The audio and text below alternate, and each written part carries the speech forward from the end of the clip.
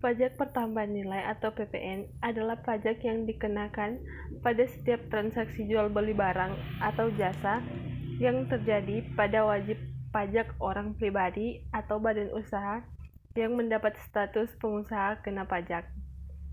PPN merupakan jenis pajak konsumsi yang dalam bahasa Inggris disebut Goods and Service Tax. Beberapa contoh barang yang terkena PPN antara lain pakaian, tas, sepatu, pulsa, telekomunikasi, sabun, alat elektronik, barang otomotif, perkakas, hingga kosmetik. PPN merupakan pajak yang dikenakan atas transaksi jual beli barang kena pajak atau BKP atau jasa kena pajak yang memiliki pertambahan nilai, dan pungutan ini hanya boleh dilakukan dan dilaporkan oleh PKP. Namun, pihak yang berkewajiban membayarkan PPN adalah konsumen akhir. Sebelumnya, tarif umum PPN adalah 10%.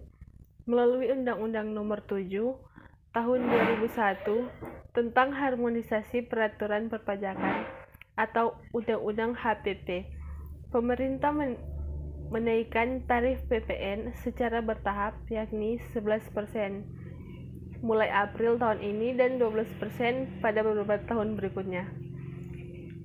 Pihak yang berkewajiban membayar atau dikenakan PPN adalah pembeli atau konsumen akhir.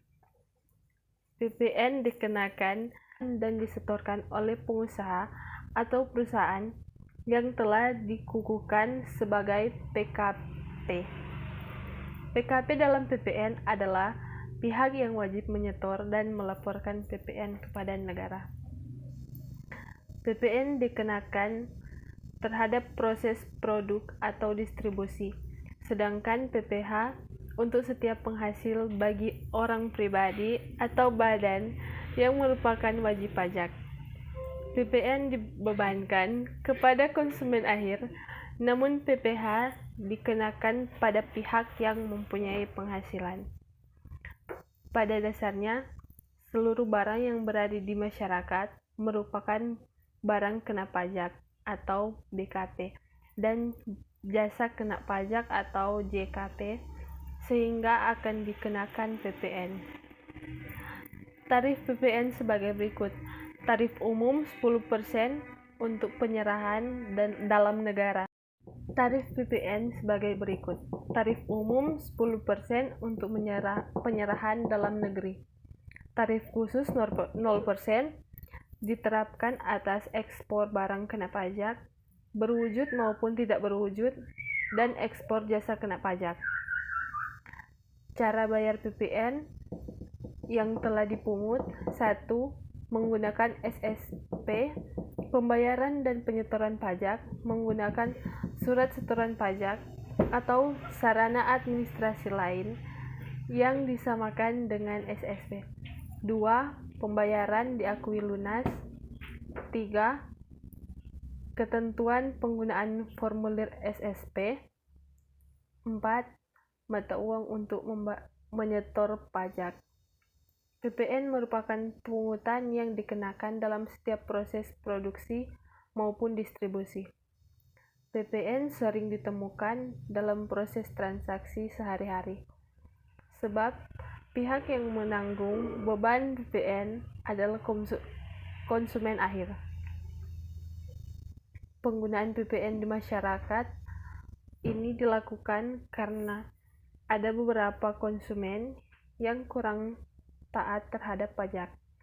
Mereka tidak ingin mengeluarkan tambahan uang, sehingga uang yang harus mereka bayar diatur harga barang atau jasa. Pemungutan PPN adalah bendaharawan pemerintah, badan dan atau instansi pemerintah yang ditunjukkan oleh Menteri Keuangan untuk memungut, menyetor dan melaporkan pajak yang terutang oleh pengusaha kena pajak atas penyerahan barang kena pajak dan atau penyerahan jasa kena pajak kepada bendaharawan pemerintah dan badan. Dirangkum di Detikcom Berikut barang atau jasa yang kena PPN. Berikut barang atau jasa yang kena PPN. 1. Aset kripto. 2. Layanan VNet. 3. Beli mobil bekas. 4. Penyaluran LPG non-subsidi. 5. Akomodasi perjalanan keagamaan. 6. Tarif paket internet. 7. Layanan perbankan.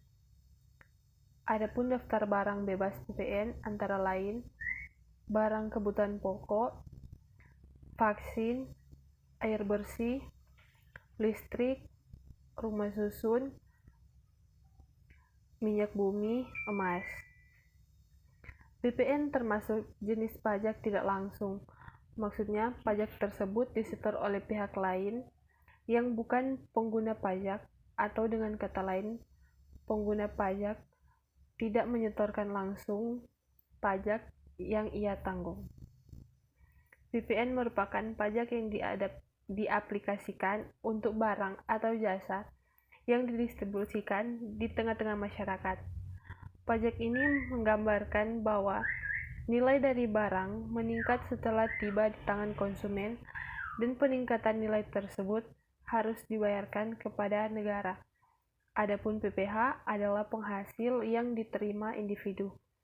Manfaat PPN adalah para ekonomi sepakat bahwa kebijakan PPN yang didesain dengan baik dan mengurangi beban pajak berlebih dibandingkan dengan jenis pajak lainnya.